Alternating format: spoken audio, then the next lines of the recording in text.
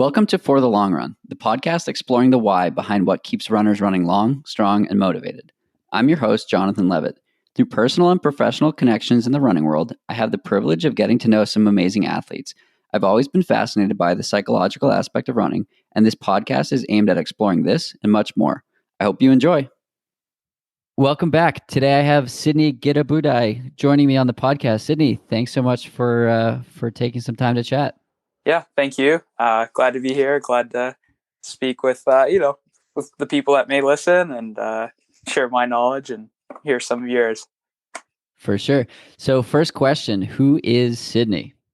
Sydney, pretty simple guy. I run for Tinman Elite here in Boulder, Colorado. But Sydney's kind of moved through places with his running career.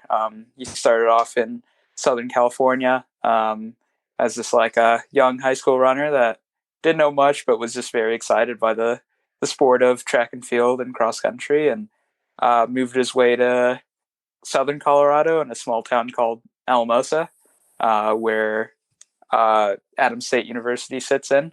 And so I spent about 5 years there, and decided I wanted to come up to Boulder after I graduated. And so here I am, not much to it. I've been running for about 10 years now and don't plan on stopping. And so I think that's a big thing that governs my life currently. Awesome. Your bio on the Tinman site reads, once trained so hard he couldn't feel his arms and legs. Now he's a Tinman running 7:30 pace on his easy days. Went on a 140-mile bike ride to hang out with a girl. He's not afraid of commitment, ladies. Born in California, raised in Tanzania, speaks Spanish. That's a lot in one short little bio there. Yeah, definitely. I mean, I guess sometimes I forget about those just because they're, about some of those things just because they're so regular in my life, But yeah, I mean, all those things are true. I say some of those things are kind of funny, but yeah, I'll gladly speak on any of those topics. For sure. So, so Tinman Elite is a training group out in Boulder that I've enjoyed following over the years. I've had Reed Fisher on the podcast before the 2019 Boulder, and just love the vibe that you guys put out and the sort of youthful fun you guys have with running. So how did you get linked up with Tinman? Yeah, well, I think early days, like when I was still in college, I'd met Drew, who's one of the original guys on Tinman, and just kind of kept in touch from there. Just as kind of knowing each other as good and great runners, and so as I was finding my way out of college and wanted to find a team to train with, I reached out to Drew, and he put me in contact with the rest of the guys to see if I would be a good fit, and it was fairly simple. I think it was just a matter of, did I get along with the guys, and would I add to the culture and be somebody that would be a positive addition. And so I'm thankful for it. They've given me a great year of running, even though not a lot of racing has happened in the last year, but it's been about one of the most enjoyable years of my life here in Boulder. What's been one of the biggest challenges of going pro? I'd say one of the big, I think I felt this, immediately, probably last August or so, was, I think, some things were very much on me, like rolling, stretching, things like that, even though that sounds very simple and sounds like, of course, we're all supposed to do that. But in college, we got done with our run, and our coach would be at the training room, and he would kind of, he wouldn't give us things to do, but just like him being there and present for all those little things made it a lot easier for me. And now my coach, Tom Schwartz, he has his own life, and so he he definitely has to get back to his family after practice and all that. And, it leaves that, like, those extra 1%ers up to me, like I don't have somebody that's going to hold my hand to go to the training room to roll out or to ice or do whatever. And so just figuring that out was big, even though, it's just, I think that's just very personal to me as an athlete. Just, I didn't quite develop those, some of those skills like very well. And so over the last year, I've just been working on that and doing those little things on my own, and following my teammates as an example was a big way of like figuring that out. Awesome. Let's roll it back a couple of years. Why did you go, or do you remember your first run? My first run. I think it depends on what you would consider my first run. I have memories of maybe a fifth grade like presidential mile test. I'd say that was like one of my that was like my first big moment in running. I know I ran before that. Maybe like little jogathons or whatever, but I'd say that's a memory I cherish a lot. Just because it was something that was built up for weeks and weeks. Because we were training after recess every few days. We just jog a couple laps on the grass fields at our school, and that'd be about a mile, and that would just be kind of our more or less training for that test. And all year there's a girl that I had a crush on that was beating everyone, and all the guys, like obviously were upset that a girl was winning, and so I think it was like my goal, because I felt like I was the closest one to her to try to go for it. And that's obviously not the right thing to do as of now, but at 10 or 11 years old, that's kind of just the way you think. And I chased that, and I remember she made a mistake and kind of took a wide turn and all that, and she ran a little bit slower than I did by a few seconds. But it was kind of a moment that like I felt like, at the moment I felt like I achieved the goal, but I also like definitely put her situation in perspective and knew that, like, she would have, like, if she hadn't made that wrong turn, things would have been different. And I think I was okay with that, because it like culminated in all of this. And I was ready to accept either outcome, because of that. And it just opened my mind up to running. And from then on, I just like, I started to watch running on TV when like the world championships would come on, watch the Olympics, like, and, just became a fan, and which later led me to run in high school. And when did you realize you were pretty good at it? I don't know. There are different moments, just because I think I like had some hurdles, I guess, that I went through that I felt like, wow, I can't believe I did that. And I'd say the first ones were my freshman year of high school. I didn't do any other sports growing up, and so running was like my very first sport. And I was getting better and better very quickly, as one would that's like underdeveloped and all.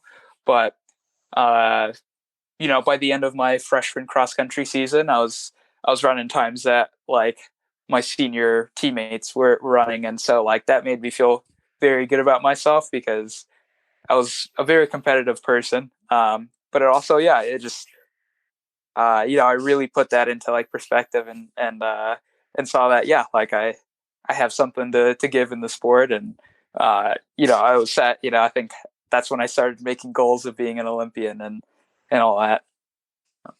And why do you still do it today? Why do I? Yeah, I mean, I think goes back to those roots and those goals that I set back then. I'd say the biggest root is my dad. He's the one that really got me into it once I really wanted to run, like as a before my freshman year of high school. He runs every day, and he goes to the track every week and all that. And so he has he definitely is a track runner himself.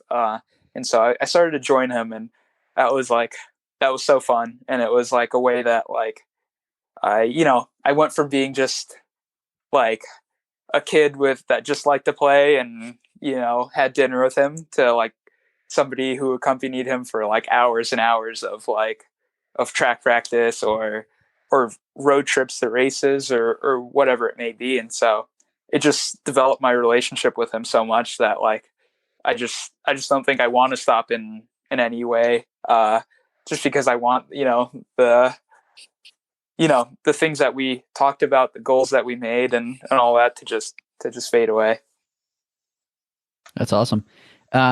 You had mentioned some hurdles along the way. Are those of the steeplechase variety or more intangible hurdles? Yeah, I'd say more intangible hurdles. I think from early on, like I said, I started to just like study the sport, and I had set all these goals for myself for like age 15 and 16 and so on. And I think they're more time hurdles, but to me they're very large. And like it's it's somehow that's how I was motivated. Breaking the 16-minute barrier was huge for me in the 5K. And I Mm-hmm. remember being so excited for that, and just like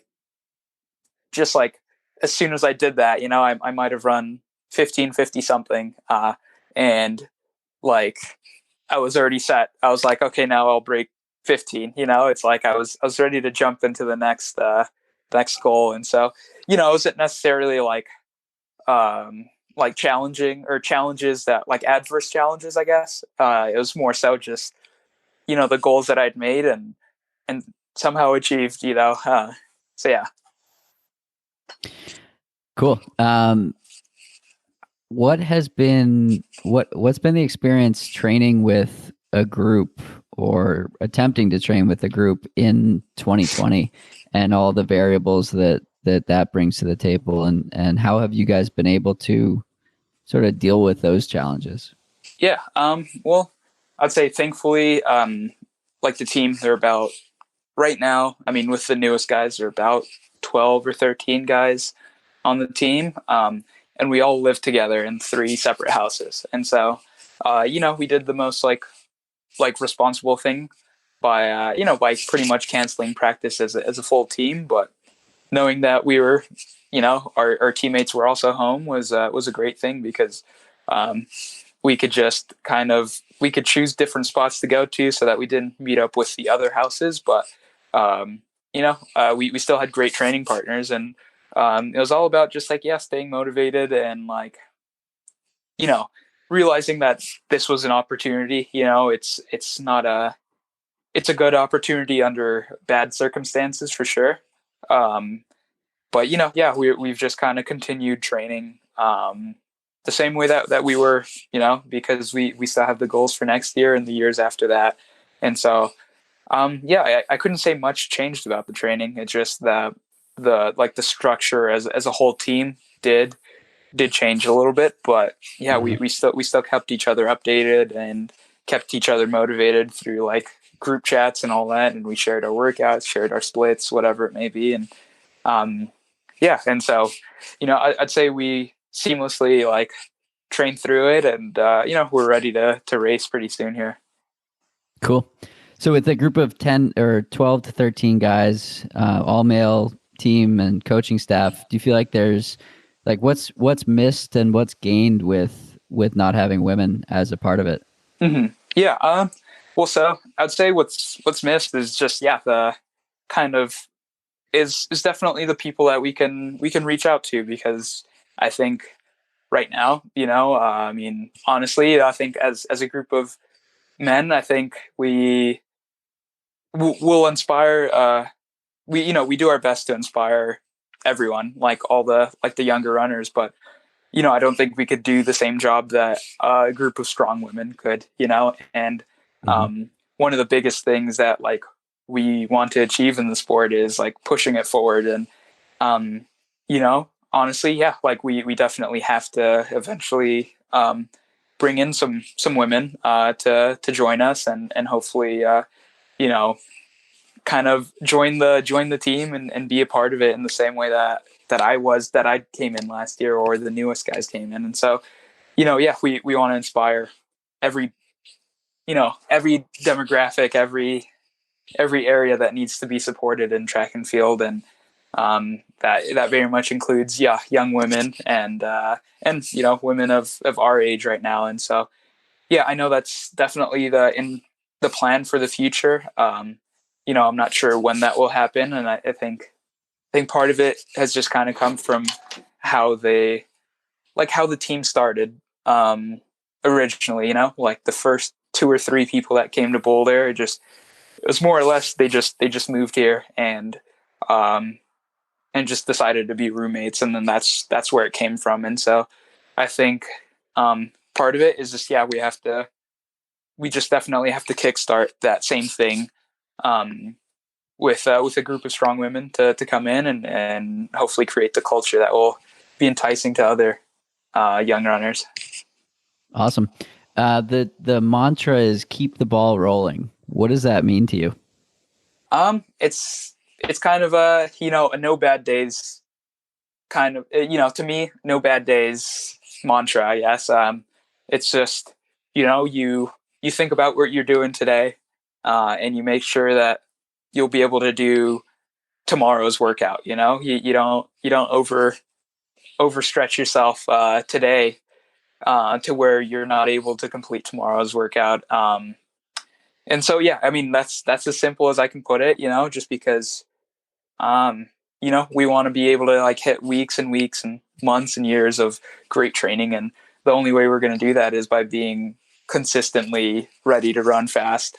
And so, just, it goes back to my bio, running 7:30 pace, easy days, like I need to do that so that I'm ready for my Friday workout. And then I need to get back to my 7:30 pace easy days on Saturday to get back to my Sunday workout, my long run. And so, simply put is just, no bad days.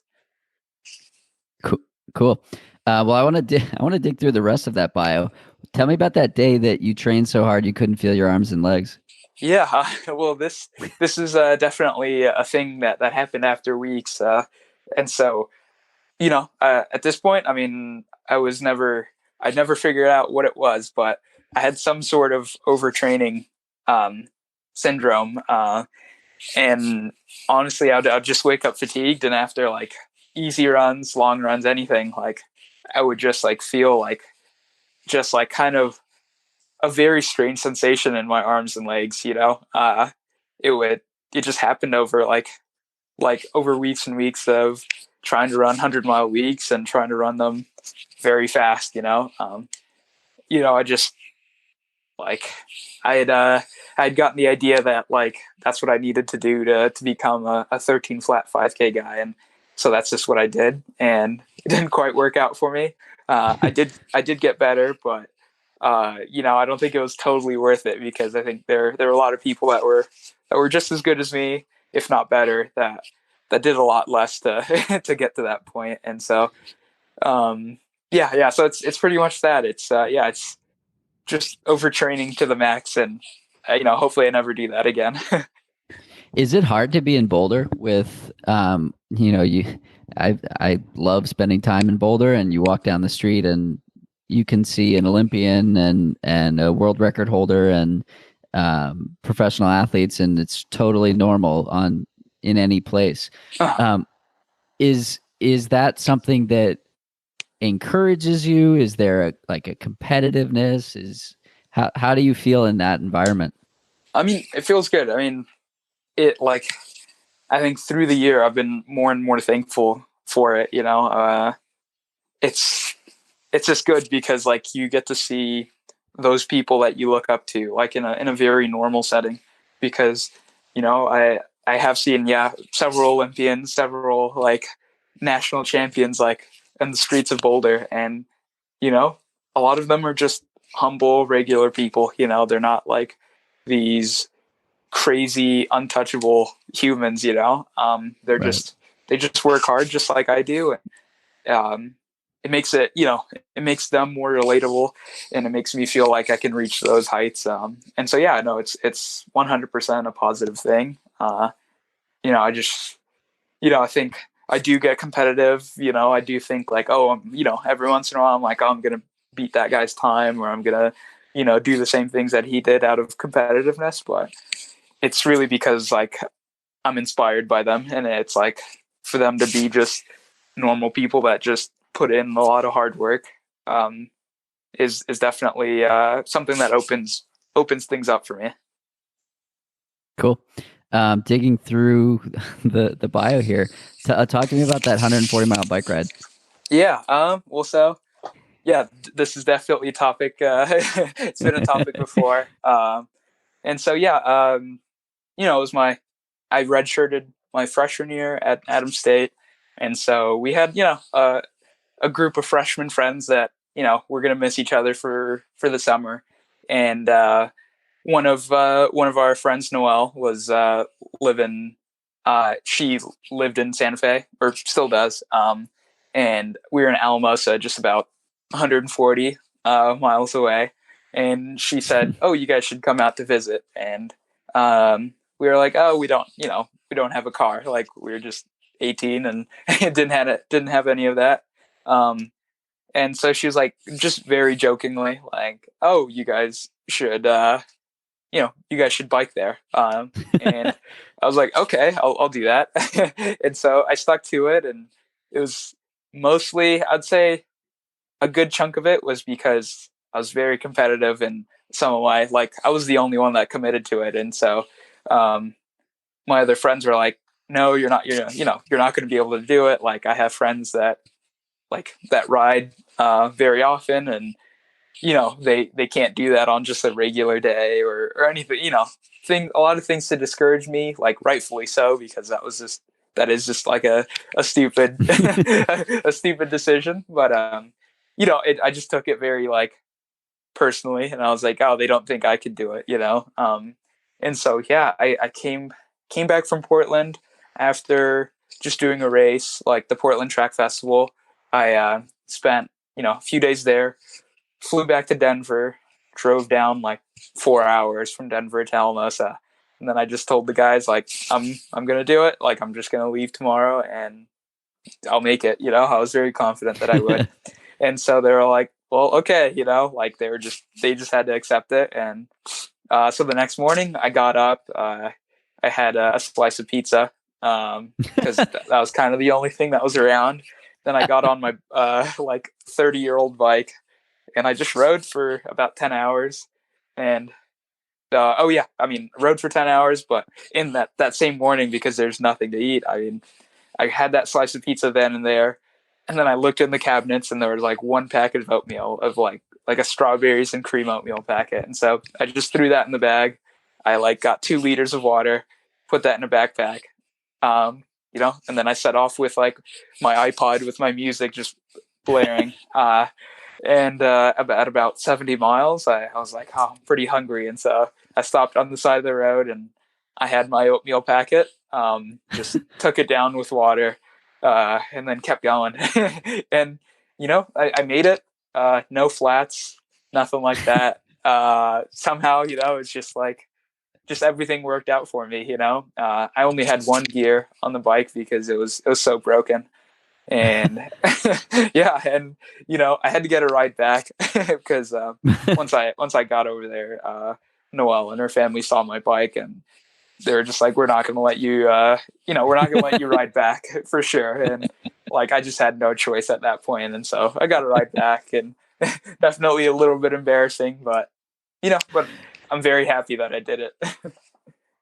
Have you learned about sports nutrition since that day?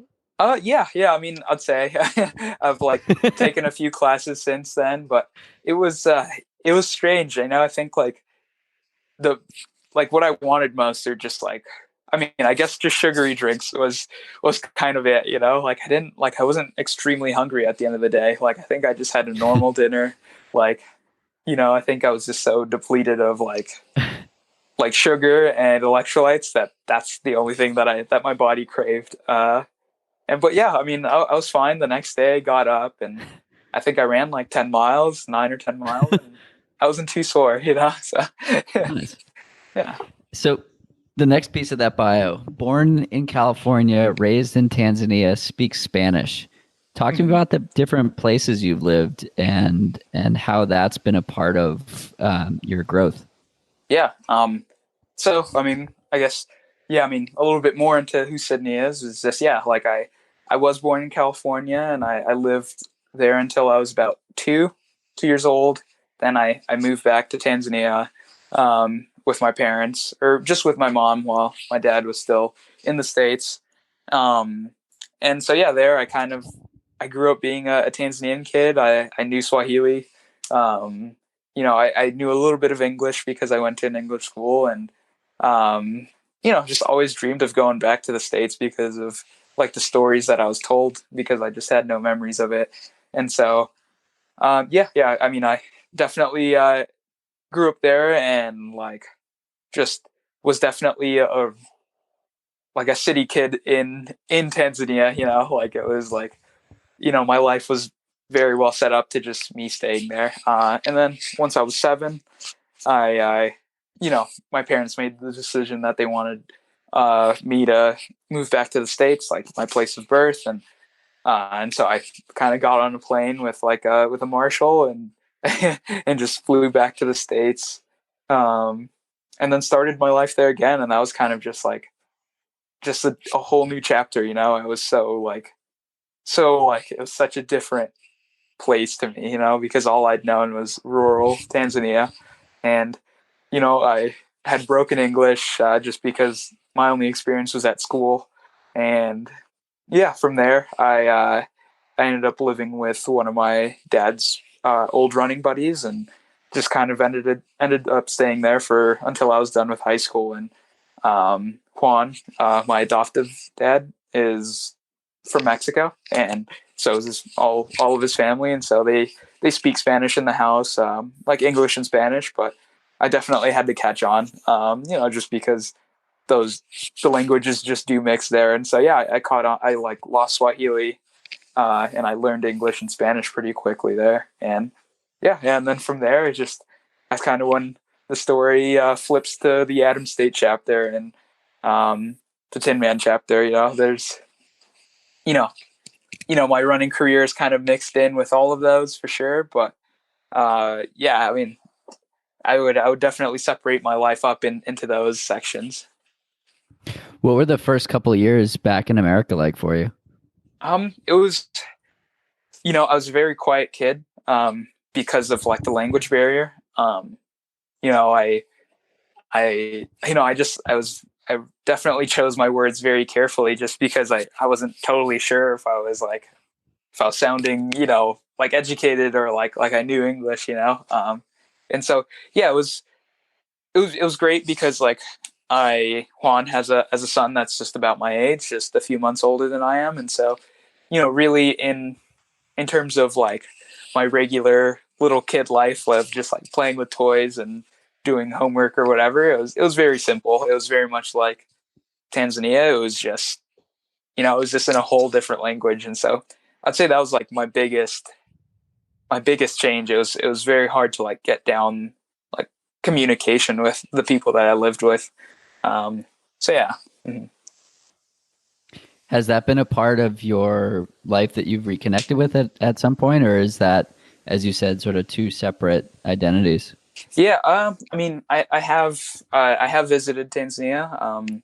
I went there about Thanksgiving of 2017, so it was about 14 years after I'd left, and so it was totally a foreign country. I had some vague memories of like the places we walked by or like the people that like my family members pretty much that I met there. But yeah, it's there's still very two different parts of my life, because you know of my two families, if you'd say like my Mexican family and my Tanzanian family, like the only connection are my biological dad and my adoptive dad, and they don't really mingle, and so it's just kind of it's just definitely hard to mesh them together and put them back together. Yeah.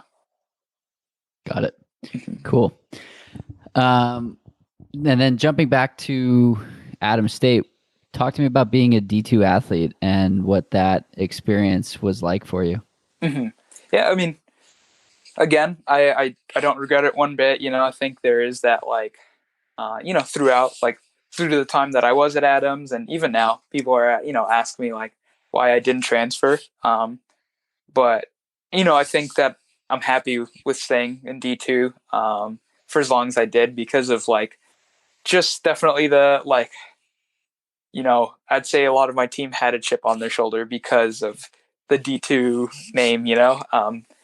We Adams State has a very storied history and program, and we just felt like we were left out of a lot of conversations, and that was kind of cool to be a part of because like we always reached for more. We were always ready to like do the next thing, and that was very much my attitude towards running growing up was like okay, like I've achieved this and that's great, but like now what's next? I was able to kind of flip onto the next thing very quickly. And so yeah, I mean, a lot of my teammates weren't quite the recruits that I was coming out of high school, and so I just love seeing that too because like there's so much development around me. I could be proud of people getting better in the 5K by a minute, and that's not something that I might have seen in a D1 program because they may never have like been accepted into that team or whatever. And so yeah, I mean, there's just a lot of dynamics that I felt like I would have missed out on at a D1 program. But then there are other like things that I do wonder about. I think the big debate on here on Tinman is like definitely it's something that maybe I'm teased about. I always say like, oh, I think I could have been a D1 All-American for sure, and maybe even a national champion. That's something that I'll always say. But the guys who were all in Division One, they like to give me, tease me a little bit and say, oh no, you wouldn't have, knowing that knowing that like I had a pretty successful career at Adams. And so yeah, I think I would have loved to see like where I would have stacked up on a championship day in D1, but I'd say that's all that I'm missing. I don't ask. I wouldn't ask for more than that. Cool. What are you most excited about for 2021? 2021. Yeah. I'd say very centered around the Olympic trials and the Olympics. I think right now, my prime goal is to make the Olympic trials, and I think once I can secure my spot there, then I can think about making one of those teams. And so yeah, it's very much June to August is where I'm very excited about. If I don't make that Olympic team, I'm still very excited to hopefully go out to Europe and race there, because that's something that really like changes some people's careers. I think like you could become a whole new runner in 2 months by all the opportunities that you may get in the different races across Europe. And so yeah, just definitely taking a very big step in my own running career, and seeing where that takes me, and seeing if like I'll have it in this Olympic cycle or maybe the next one. Cool.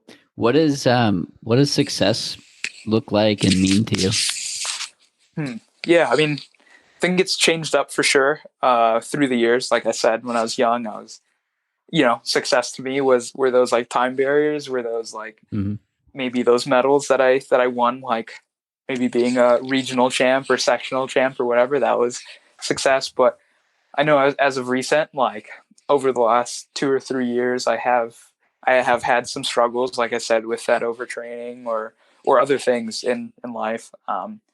And so it does sound a little cliche, but it's just definitely being able to like come back and like put yourself at a high level again.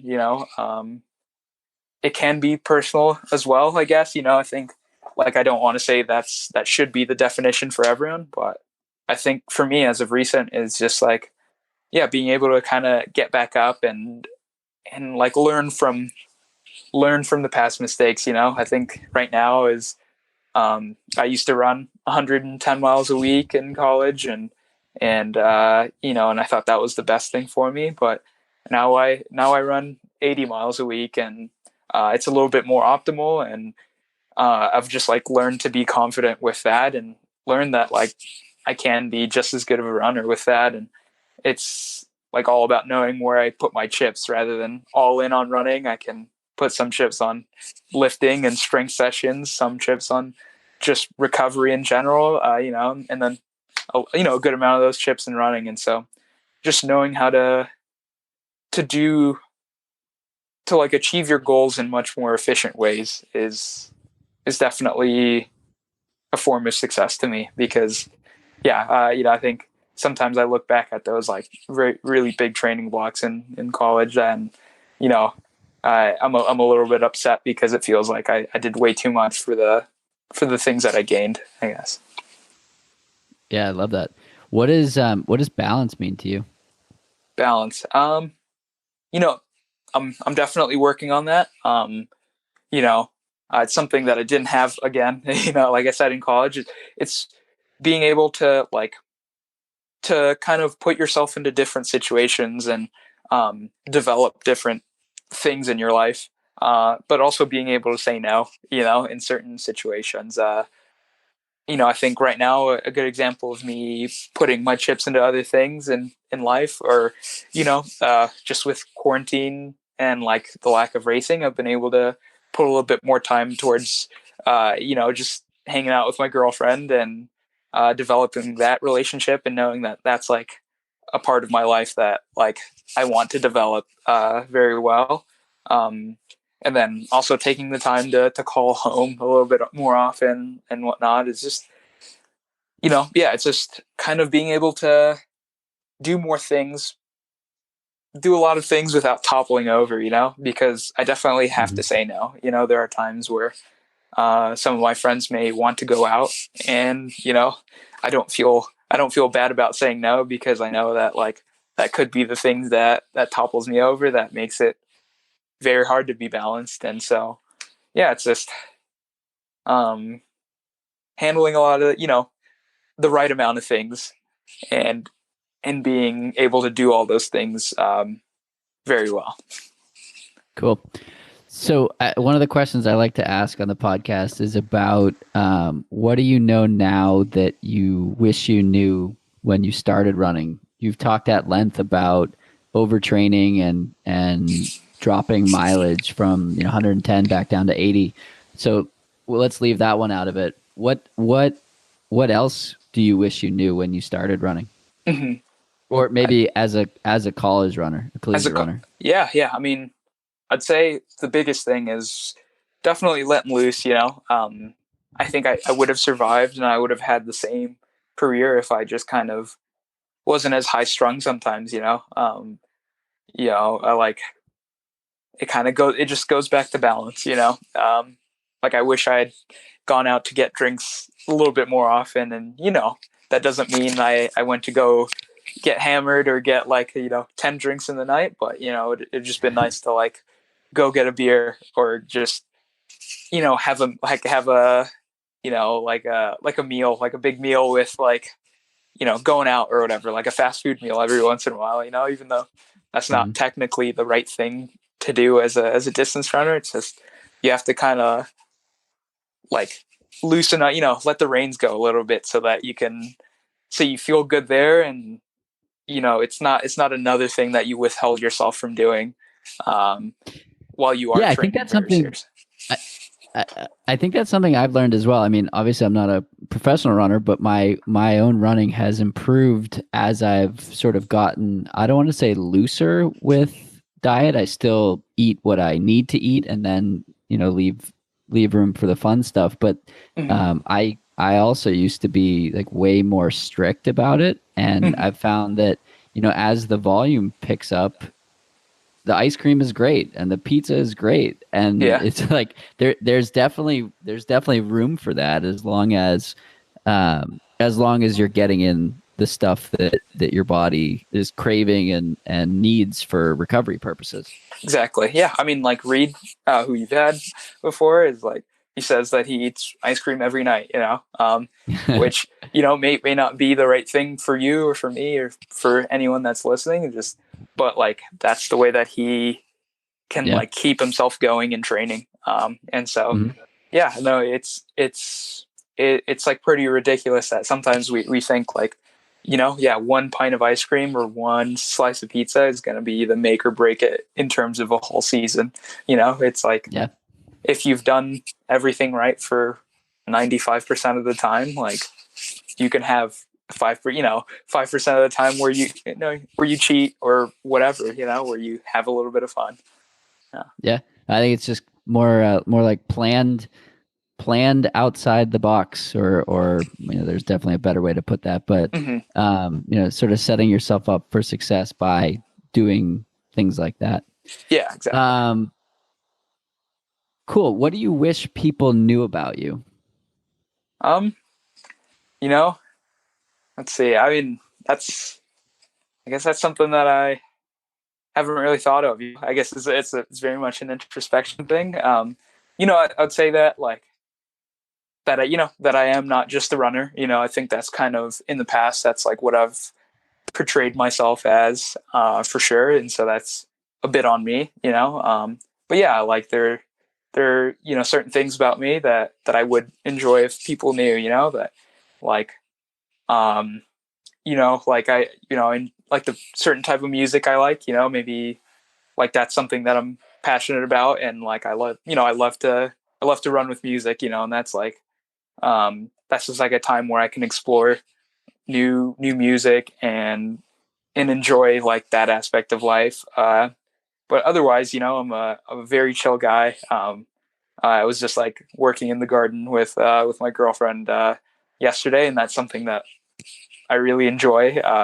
It's very new to me, but it's very relaxing, and it's just awesome to like do something that's so calming. That like takes a lot of work for sure, but um, it's just something that you can work at every day, just a little bit, and chip away at it, and um, you can enjoy the fruits, at the end and all that. But um, just like that I just do enjoy myself outside of running um, and just life in general. Cool. Well, if we want to follow along with your adventures in Boulder and beyond, where can we find you on social media? Yeah. So I'm most active on Instagram. Just Sydney _ Gidabuday _ if you follow me as well as my teammates on Tinman Elite that are on Tinman Elite at Tinman Elite, I think is the handle. That's where you'll see most of my adventures and all that. And thanks for listening. And if anyone has questions, anyone that's listening, they can always send me a message. I may not be immediate with it, but I will eventually get to it. And so just know that my DMs are open. Awesome. Sydney, thanks so much for coming on to chat, and hope to see you out in Boulder at some point in the near future. Yeah, sounds good. Yeah, thank you for having me. For sure. That's it for today's episode. Like many long runs, it's sad when it has to end. I hope you join in next week on For the Long Run. And in the meantime, happy trails. If you've enjoyed this episode, it would mean a lot to me if you shared it so that others can find it and enjoy it too.